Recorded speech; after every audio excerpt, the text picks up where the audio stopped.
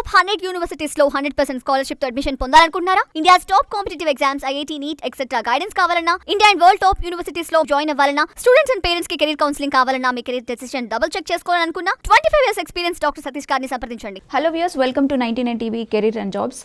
So ఇదొక interesting topic అని చెప్పాలి, ఎందుకంటే సోషల్ మీడియాకి సంబంధించి అసలు సోషల్ మీడియా అనేది ఒక పర్సన్కి ఎంతవరకు నిజంగా అవసరం, ముఖ్యంగా యూత్కి, స్టూడెంట్స్కి, అందులోనూ below 16 around 16 years of age ఉన్న వాళ్ళకి సోషల్ మీడియా ఇంపాక్ట్ అనేది ఎంతలా ఉంటుంది. కొన్ని మనం జరగనివి కూడా చూస్తున్నాము, అసలు ఎక్స్పెక్ట్ చేయనివి కూడా చూస్తూ ఉంటాము.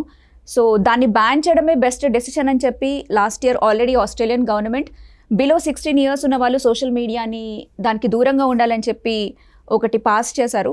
సో అదే ఇప్పుడు మన ఇండియాలో కూడా కర్ణాటక గవర్నమెంట్, ప్రస్తుతం ఉన్న కాంగ్రెస్ గవర్నమెంట్ ఏదైతే ఉందో దాన్ని బ్యాన్ చేయాలి. అంటే లైక్ 16 years ఆఫ్ ఏజ్ వాళ్ళు, దానికంటే బిలో ఉన్న వాళ్ళు సోషల్ మీడియాకి దూరంగా ఉండాలని చెప్పి ఒక ఆర్డర్ పాస్ చేసింది.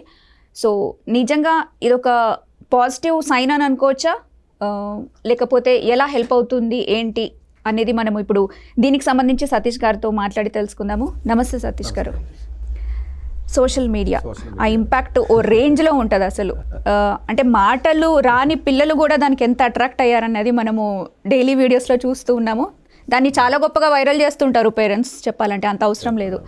సో పేరెంట్స్ చేస్తారు, ఎంకరేజ్ చేస్తున్నారు. సో దీనికి సంబంధించి కర్ణాటక తీసుకున్న డెసిషన్కి, కర్ణాటక గవర్నమెంట్ తీసుకున్న డెసిషన్ మీరు ఏదైతే చెప్పారో డెఫినెట్గా అండి, అదే యాక్చువల్గానంటే ఆస్ట్రేలియన్ గవర్నమెంట్ ఒక 2 years బ్యాక్ ఒక డెసిషన్ తీసుకున్న తర్వాత, అంటే ఒక సర్వే చేసి తీసుకోవాలా లేదా అనేది మనకి ఎలాగైతే పార్లమెంట్ ఉంటుందో వాళ్ళు దాంట్లో డిస్కస్ చేసిన తర్వాత ఫైనల్గా డెసిషన్ అఫీషియల్గా ఫైనలైజ్ చేసింది డిసెంబర్లో, 2025 డిసెంబర్లో ఫైనలైజ్ చేసేసారు. 2016 years లోపు ఉన్న వాళ్ళందరూ కూడా సోషల్ మీడియా ఎట్టి పరిస్థితుల్లోనూ అకౌంట్ అనేది మీరు క్రియేట్ చేయకూడదు, మీరు వాడకూడదు.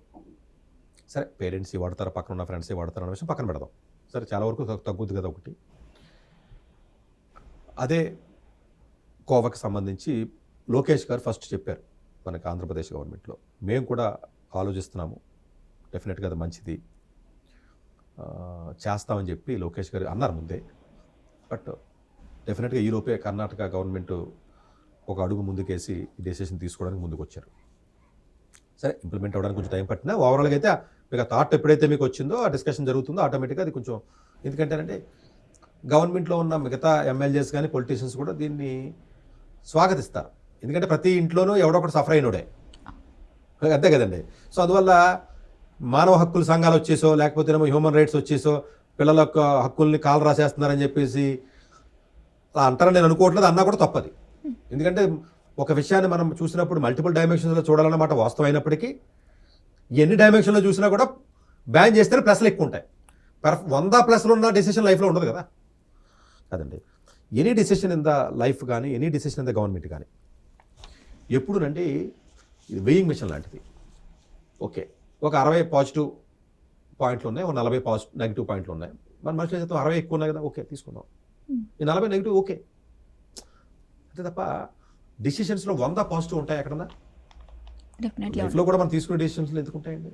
ఇప్పుడు మనం షాప్కి వెళ్ళిన బట్టలు కొనుక్కోవడానికి ఇది 100% నచ్చలేదు, ఇది నచ్చలా, ఇది 70% నచ్చింది, ఇది 30% నచ్చింది, 40% అంటే 70% నచ్చింది కదా, ఓకే నాకు అర్జెంట్గా టైం అయిపోతుంది, బట్టలు కొనుక్కోవాలి, ఇంకా అంతకంటే ఎక్కువ టైం స్పెండ్ చేసలేను, ఇంకో షాప్కి వెళ్ళలేను. అంటే డెసిషన్స్ ఎప్పుడు కూడా అంటే పర్ఫెక్ట్ డెసిషన్స్ ఉండవు లైఫ్లో. అందువల్ల కొంతమంది పిల్లల యొక్క హక్కుల్ని కాలరాసాడు అని చెప్పి మొదలెట్టేశారు అప్పుడే. దాని గురించి నేను ఈ పాయింట్ని అడ్రస్ చేస్తున్నా. దయచేసి అర్థం చేసుకోవాల్సింది ఏంటంటే, ఉన్న 10 పాయింట్లో ఒక పాయింట్ జెన్యూన్గా సోషల్ మీడియాను వాడుకుని డెవలప్ అవుతున్న విద్యార్థులు, లేకపోతే నాలెడ్జ్ పెంచుకున్న విద్యార్థులు ఉన్నప్పటికీ మేబీ వాళ్ళు 100కి 4-3 కూడా లేరు కాబట్టి వాళ్ళకి నష్టం జరిగితే జరిగింది. యుద్ధతంత్రం ఇది. యుద్ధంలో ఓకే, మనం ఒకటి చంపాలంటే ఒకటి చచ్చిపోవాలంటే ఓకే. అందువల్ల ఏంటంటే కొంతమందికి ఇబ్బందికరమైన పరిస్థితి ఉంటే, నిజంగా అంత సిన్సియారిటీ ఉన్నటువంటి పిల్లలు ఉంటే ఓకే, తల్లిదండ్రులు కూడా అర్థం చేసుకుంటారు, తల్లిదండ్రులు మొబైల్ ఇస్తారు, ఫోన్ చేసుకో. ఇన్స్టాగ్రామ్లోను, ఫేస్బుక్లోను చదువు నేర్చుకునే పరిస్థితి లేదు కదా. ఒకప్పుడు అలా ఉండేది. అవన్నీ ఒక రకమైన పార్న్ వీడియోస్ కింద, వెబ్సైట్ల కింద దరిద్రంగా తయారైపోయిన పరిస్థితిలోకి వచ్చేసాం మనం. ఇప్పుడు చూస్తుంటే ఇది తెలియని విషయం కాదు, పిల్లలకి అందరికీ తెలిసిందే. ఫేస్బుక్ ఓనర్ అయితే ఇన్స్టాగ్రామ్ ఓనర్ నోరు మూసుకుని కూర్చుని వాడు మన లెక్కలు ఎత్తున్నాడు. 10% ఆఫ్ ది పిల్లలు పోర్న్ వీడియోస్ చూస్తున్నారు, టీనేజర్స్ 10-12 ఏళ్ళ పిల్లలు అని చెప్పి. ఎందుకంటేనంటే ఆ సోషల్ మీడియా వాడేటప్పుడు వాళ్ళకి ఏ కంటెంట్ చూస్తున్నారో, వాళ్ళ ఏజ్ గ్రూప్ ఏంటనేది వాళ్ళకి లెక్కలు ఉంటాయి కదండి. అవి తీసి నెంబర్స్ బయట పెట్టారు మొన్న. పెడితే షాకింగ్ ఫ్యాక్ట్స్ ఇవన్నీ. 11-12 సంవత్సరాలు ఉన్న యువత porn videos 7.5% of the students. 7.5 అంటే చిన్న నెంబర్ ఏంటి? ప్రతి 100 మందిలో 7.5. ఎంత పెద్ద నెంబర్ అండి ఇది, చాలా పెద్ద నెంబర్ అది. అంతమంది వాడుతున్నారు, అఫీషియల్ నెంబర్ అది. ఇంకా అన్అఫీషియల్గా ఇంకా ఉంటాయి కదా. సో అందువల్ల ఏంటంటే ఇది డెఫినెట్గా మంచి పరిణామం. ఆంధ్రప్రదేశ్ గవర్నమెంట్, తెలంగాణ గవర్నమెంట్ కూడా ఎట్టి పరిస్థితుల్లోనే దీన్ని ఇంప్లిమెంట్ చేసి తీరవలసిందే.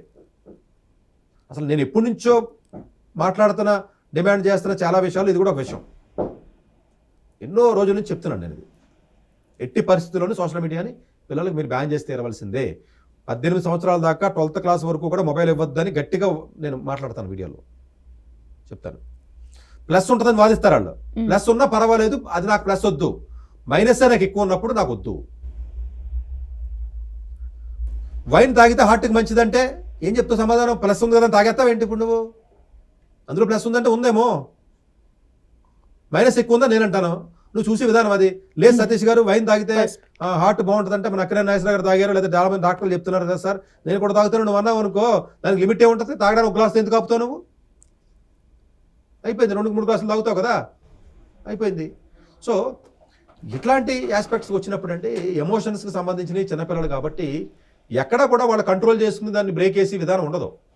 అందువల్ల ఏంటంటే పిల్లలకు సంబంధించిన విషయాల్లో ఎక్కువగానంటే కీడించి మేలించాలని చెప్పి అంటారు. ఎక్కువగానంటే టీనేజ్ పిల్లలు కాబట్టి ఇష్టం వచ్చిన విధానంగా ఉండి విధానం ఉన్నా కాబట్టి మైనస్ పాయింట్లని ఎక్కువగా మనం చూడాలి. ఇప్పుడు ఆడపిల్ల ఉందండి, సరే ఆడపిల్లలు ఏంటి మగపిల్లలు ఏంటి? ఆడపిల్లలు మగపిల్లలు సమానమే కదా, ఏ టైం అయినా పర్లేదు, అర్ధరాత్రి మనం పంపిద్దాం. చాలామంది వెళ్తున్నారు, బాగానే ఉన్నారు కదా, సేఫ్గా ఉన్నారు కదా అని పన్నీటికి పంపిస్తాం ఏంటి? వినడానికి బాగానే ఉంటుందండి, మీరు ఆర్గ్యూ చేయడానికి ఏమన్నా ఆర్గ్యుమెంట్ చేయాలంటే ఏదైనా చేయొచ్చు, కానీ ప్రాక్టికల్గా ఎలా పంపిస్తావు? పంపిస్తుంది చెప్తున్నాను అలాంటి వాళ్ళు.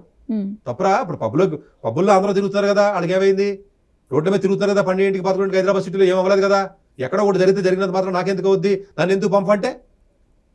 నీకు విద్యత ఉన్న తండ్రి అయితే తల్లి అయితే పంపవు మరి, అంతే కదా. ఇది జనరల్గా ఏంటంటే ఆర్గ్యుమెంట్ సేక్ పిల్లలు మాట్లాడితే 100 రకాలు మాట్లాడచ్చు. నేను నేర్చుకుంటున్నాను, నాకు ఆన్లైన్, నా ఫిజిక్స్ వాళ్ళలో నేర్చుకుంటాను, లేదా ఇంకో దాంట్లో ఏదో ఆన్లైన్లో వెళ్ళి నేర్చుకుంటాను, అదంటాను ఇదంటా అని చెప్పేసి పిల్లలు చాలామంది అంటున్నారు. బట్ దాన్ని నిజంగా నేర్చుకోరని నేను అనట్లా. ఆ నేర్చుకుంటారన్న దాంట్లో 100కి 10 మంది మాత్రమే నిజంగా పాపం నేర్చుకుంటారేమో, 90 మంది నేర్చుకోవట్లేదురా అని చెప్తున్నాను నేను. ఆ 90 మంది గురించి 10 మందిని సఫర్ చేయాలంటే ఏం చేస్తాం? చేయ మరి, అంతే కదండి. ఒక జీవిని ఎరేసి ఇంకో జీవిని పట్టుకుని తినేస్తున్నాం మనం, అంతే ఇది.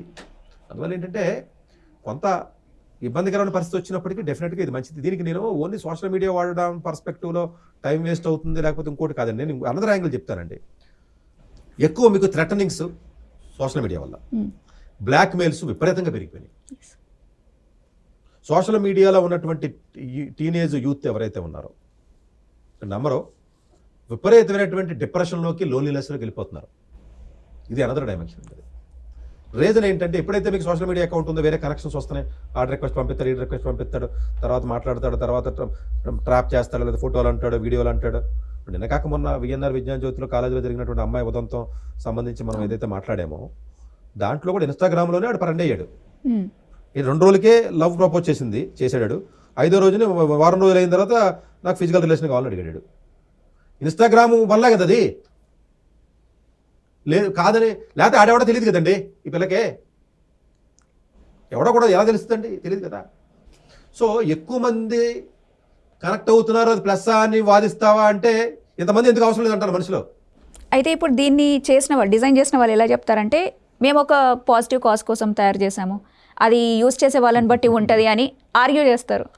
అండ్ కిడ్స్ కూడా ఎలా ఉన్నారంటే ఇప్పుడు బిలో 16 ఈ టెక్నాలజీలో ఎంత స్మార్ట్ అయిపోయారంటే ఓకే బ్యాన్ చేశారు, ఒక డెసిషన్ తీసుకున్నారు, వాళ్ళు చూడడానికి లేదు, కానీ స్టిల్ మళ్ళీ పేరెంట్స్ ఫోన్ తీసుకొని చూసే అవకాశం కూడా ఉంటుంది. సో దాన్ని ఎట్లా దూరం చేయొచ్చు అంటారు?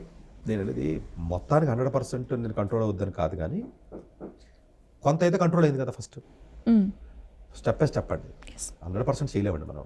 డ్రగ్స్ను కూడా కంట్రోల్ చేయలేకపోతున్నాం కదా, లీగల్గా వ్యాలిడిటీ లేకపోయినా. వస్తున్నాయి. అలా అని చెప్పేసి డ్రగ్స్ని ఫ్రీగా మార్కెట్లో వదిలేమని చెప్పలేం కదా. ఓకే, మనం ట్రై చేస్తున్నాం, కొంతమందికి అందదు కదా, చాలు ఓకే. వేరే రకంగా తీసుకుని ఉంటాడు, వేరే విషయం పక్కన పెట్టండి.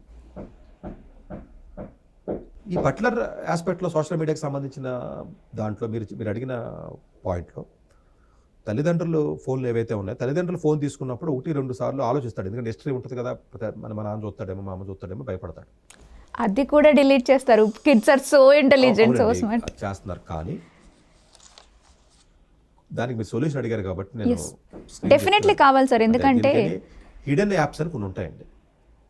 హిడెన్ యాప్స్ అంటారు అనమాట. తల్లిదండ్రులు ఆ యాప్ని వేసుకోవాలి. ఓకే, ప్రతిదీ ఆ మొబైల్లో ఏం జరిగిన ప్రతిదీ ఆటోమేటిక్గా మీకు యాక్సెస్ అవుతుంది. హిడెన్ యాప్స్ అని ఉంటాయండి. కొంచెం టెక్నికల్గా నాలెడ్జ్ ఉన్న వాళ్ళకి మాట్లాడినట్లయితే, ఎందుకంటే దానికి సంబంధించి దీని వేరే రకంగా కూడా పిల్లలు వాడతారు. నా ఫోన్ మా నాన్న దొరకకూడదని చెప్పి వీళ్ళు కూడా హిడెన్ యాప్స్ చేసుకోవచ్చు. బట్ ఫోన్ వాళ్ళకి ఎవరు కాబట్టి మీ ఫోన్ వాళ్ళు వాడాలనే ఉద్దేశంతో నేను పాజిటివ్ డైరెక్షన్లో ఆ పాయింట్ చెప్తున్నాను. గుడ్ సజెషన్ సార్ ఇది నిజంగా. ఒకటి. రెండోది ఏంటంటే ఫేస్బుక్ వాళ్ళకి గవర్నమెంట్ తరపు నుంచి అడగవలసినటువంటి రిక్వెస్ట్ ఏంటంటే, ఇప్పుడు ఏ టెక్నాలజీ చాలా శరవేగంగా పెరుగుతుంది కాబట్టి 20 సంవత్సరాలు 14-15 సంవత్సరాల పిల్ల కూడా 18 అని దొంగ ఏజ్ టైప్ చేసి అకౌంట్ క్రియేట్ చేస్తారు. ఇప్పుడు ఇంతే కదా ప్రాబ్లం. ఇప్పుడు నెక్స్ట్ వచ్చే ప్రాబ్లం ఇదే కదా గవర్నమెంట్కి. ఫేస్ స్కానర్ పెట్టి ఫేస్ బట్టి ఏజ్ని రికగ్నైజ్ చేసే టెక్నాలజీ వచ్చింది.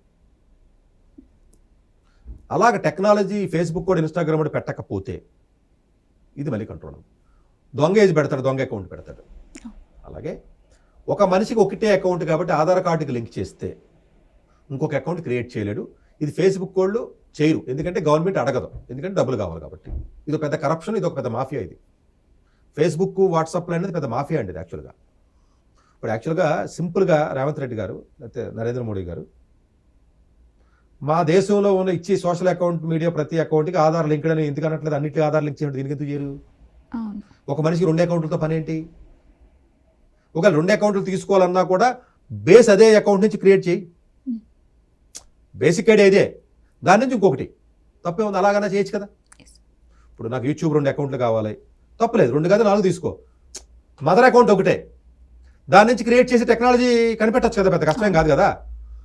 కొత్త దాంట్లోకి వెళ్ళొద్దు.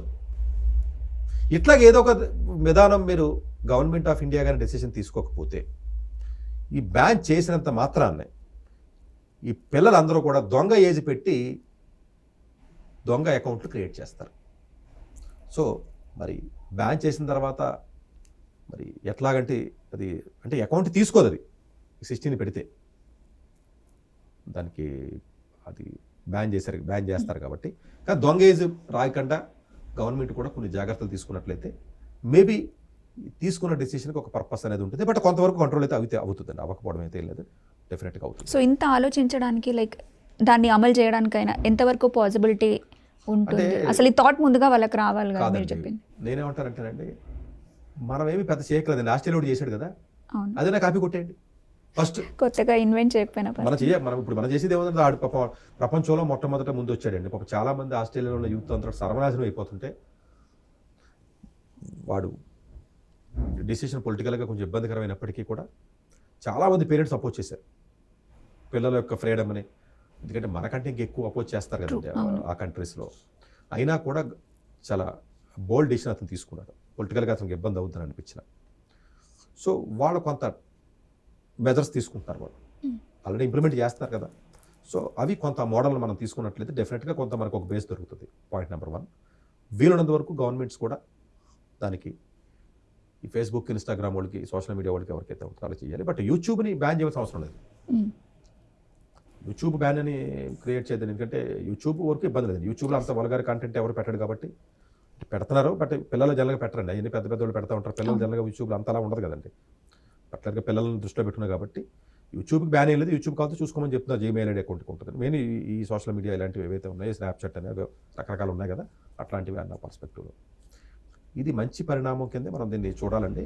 కాకపోతే ఇంప్లిమెంటేషన్లో చిన్న చిన్న ఇబ్బందులు వచ్చినప్పుడు గవర్నమెంట్ కొంచెం స్ట్రిక్ట్ మెజర్ చేయాలి. స్కూల్కి, అన్ని స్కూల్స్కి చెప్పాలి, మీ దగ్గర ఉన్నటువంటి పిల్లలు ఎవరైతే ఉంటారో మొబైల్స్ అలౌ చేస్తారు కొన్ని స్కూల్స్లో. అవును, సోషల్ మీడియా అకౌంట్ ఎట్టి పరిస్థితుల్లో ఉండకూడదు, అది మీరు ఇన్ష్యూర్ చేయాలి. దొంగ ఏజ్ ఇలాంటివి పెట్టి చేస్తూ ఉంటారు, ఎట్టి పరిస్థితుల్లో మొబైల్స్లో ఉండకూడదు అని ఒకటి, దానికి ఏదైనా ఒక రూల్ ఏదైనా పాస్ చేసి అలా చేయడం కానీ, దానికి పనిష్మెంట్ లేకపోతే ఇంకోటి ఏదో ఒకటి పెట్టకపోతే మనిషి ఎవడో లెక్క చేయడండి మన భారతదేశంలో. ఇది లేకపోతే మర్డర్ చేసేస్తాం మనం. సో అది ఎవడో పట్టించుకోం మనం. సో దానికి ఏదో ఒక డెఫినెట్గా ఒక మెకానిజం అండి, ఇలా చేస్తే ఇలాగా, ఇలా చేస్తే ఇలాగా అని చెప్పి ఏదైనా పెట్టడం కానీ చేయడం కానీ చేయాలి. మిగిలినటువంటి ఇప్పుడు ఫర్ ఎగ్జాంపుల్ లింక్డ్ఇన్ ఉందనుకోండి, అక్కడ వల్గారిటీ ఉండదండి. లింక్డ్ఇన్ హ్యాపీగా వాడుకోవద్దన్నాడు.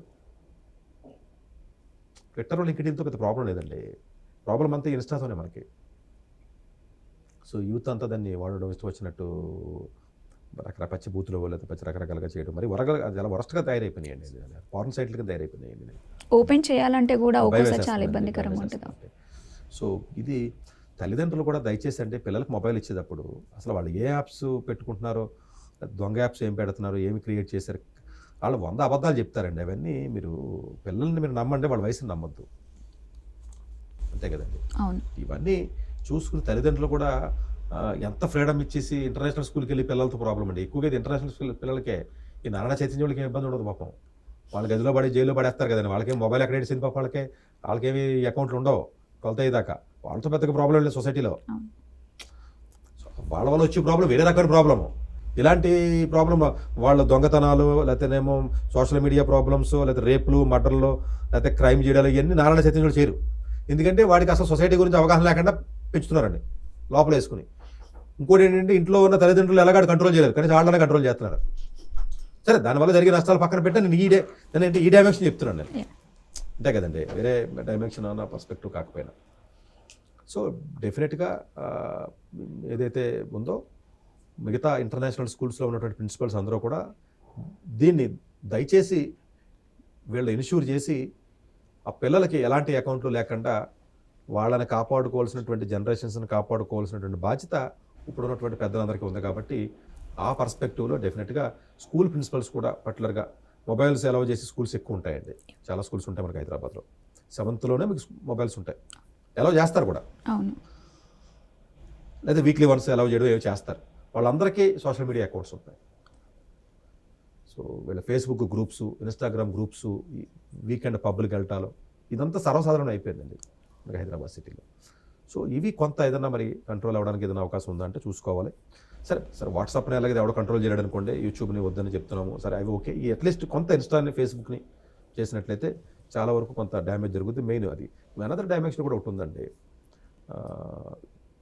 ఈ యొక్క బెట్టింగ్ గేమ్స్ లాంటివి అంటారు చూసారా, ఇట్లాంటివన్నీ కూడా అండి సోషల్ మీడియాలో ఫాల్స్ ప్రమోషన్ చేయడం వల్ల చిన్నపిల్లలు ఎక్కువ అట్రాక్ట్ అవుతారు.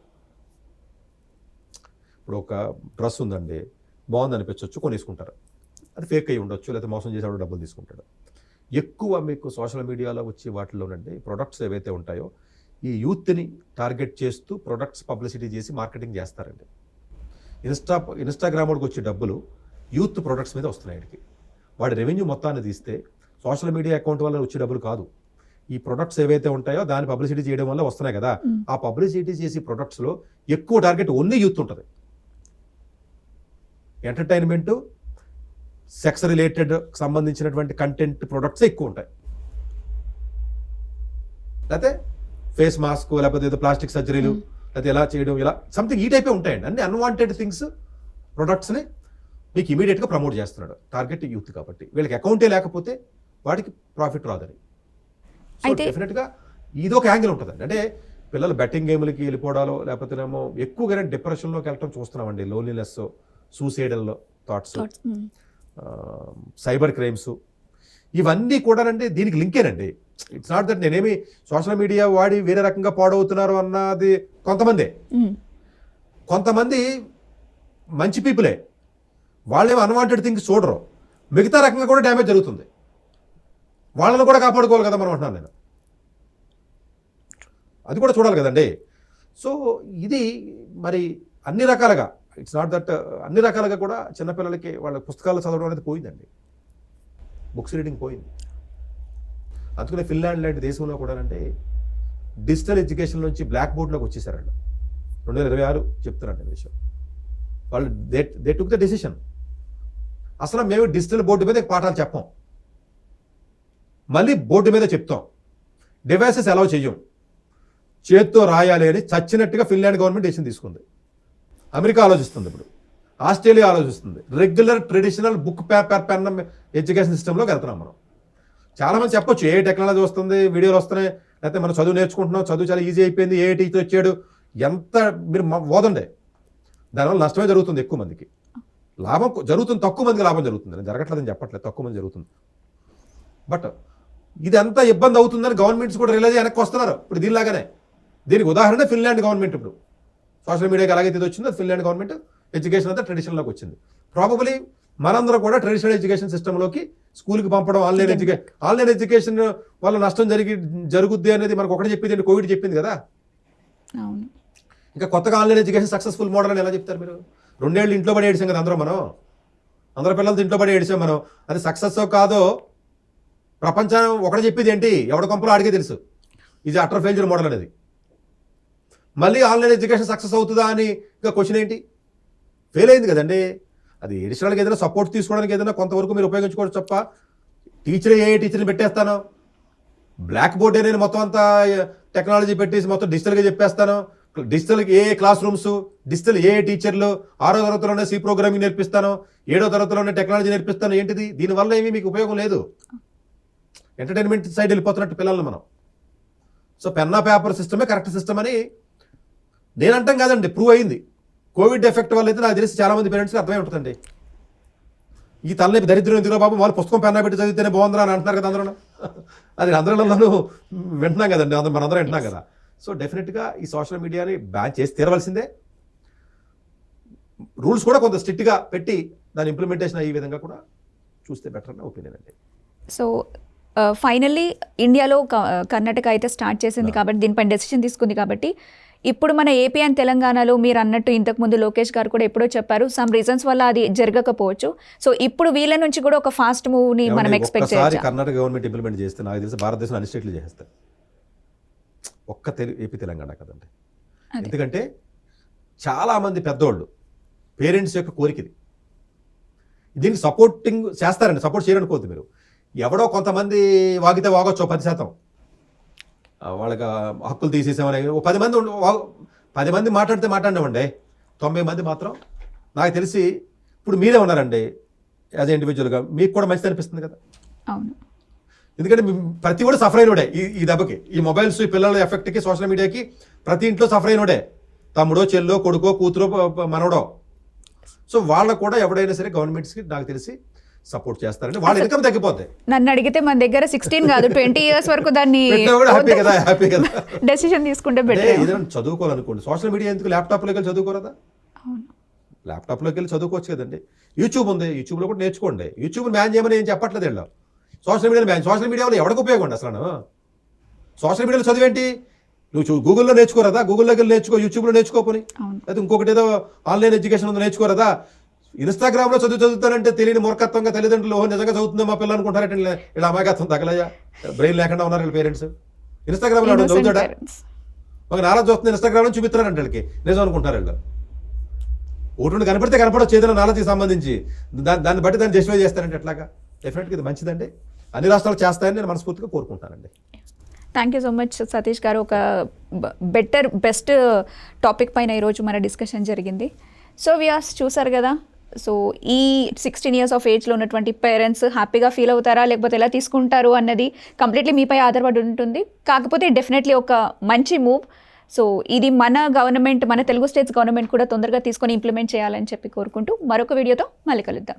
డాక్టర్ ఎస్ సతీష్ గారు ఏపీ తెలంగాణ విద్యార్థులకు సుపరిచితమైన పేరు. సతీష్ గారు 2001 యూపీఎస్సీ పరీక్షలో ఇండియన్ రైల్వే విభాగంలో ఉద్యోగం సాధించారు. సతీష్ గారు చదివిన చదువులు engineering, MTech, MBA executive MBA, MSc, MBA HR, MS psychology లాంటి పోస్ట్ గ్రాడ్యుయేషన్ డిగ్రీతో పాటు డాక్టరేట్ కూడా చదవటం జరిగింది.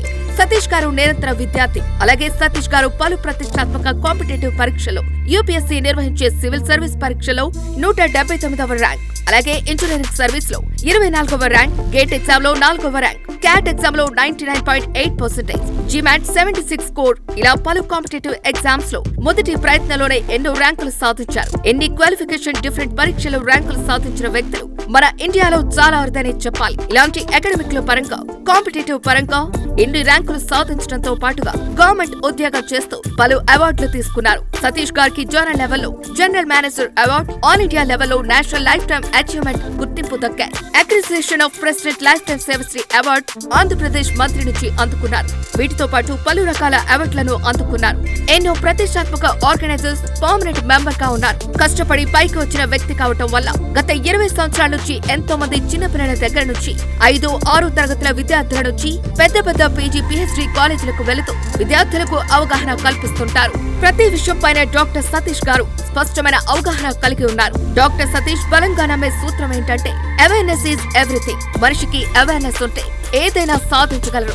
ఒక్క మోటివేషన్ తోనే కాదు, ఏది చేయాలి, ఏది చేయకూడదు, ఎలాంటి డెసిషన్ తీసుకోవాలి అన్న విషయాలపై, ముఖ్యమైన విషయాలపై అవగాహన కల్పిస్తుంటారు. అలాగే గవర్నమెంట్, ప్రైవేట్ జాబులే కాకుండా ప్రపంచ దేశాల్లోని జాబ్స్ పై కూడా అవగాహన కల్పిస్తుంటారు. ఉద్యోగాలతో పాటు పెద్ద చదువులైన ఐఐటి వంటి వాటిపై సెషన్స్ నిర్వహిస్తూ ఉంటారు. ఇప్పటి వరకు 3 లక్షల సెమినార్స్ ఒక్క రూపాయి తీసుకోకుండా ఉచితంగా నిర్వహించారు. ఇందులో భాగంగా మన 99 టీవీ ద్వారా విద్యార్థులకు మోటివేషన్ ఇవ్వటానికి మీ ముందుకు వస్తున్నారు డాక్టర్ సతీష్ గారు.